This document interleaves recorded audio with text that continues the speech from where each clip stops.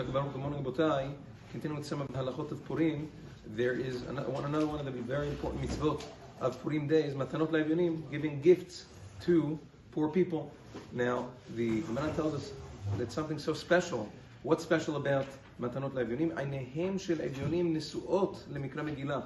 The poor people wait for the Mikra Megillah on Purim because they know that right after Mikra Megillah, it says in their Matanot Le'Evyonim, they'll be able to get donations. So they're waiting for it. It's a tremendous part of Purim Day. Now, unlike Mishloach Manot, that you can only use food or beverages for Mishloach Manot, for Matanot Le'Evyonim, that's not the case. You can use money or you can use food. Either or. You can use both of them to be your mitzvah. What do you have to do? You have to give two monetary or food donations to one to two different evyonim, which means two in total, as opposed to Mishloach Manot, two food gifts to one person. The Matanot Le'Evyonim is one monetary gift to two evyonim, two different people. Matanot is two, Le'Evyonim, one for each. Now, how much does a person have to give?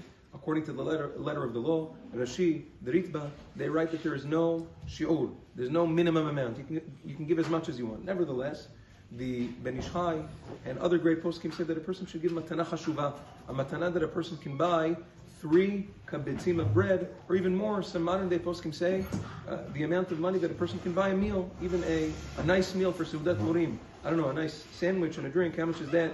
About $10, much kazeh. So, by the way, like we said yesterday, unlike Mishloach Manot is not allowed to be given Be'ilum Shem, which means anonymously. Matanot Le'Evyonim, which is like any other tzedakah, you can give it anonymously. That's the halacha.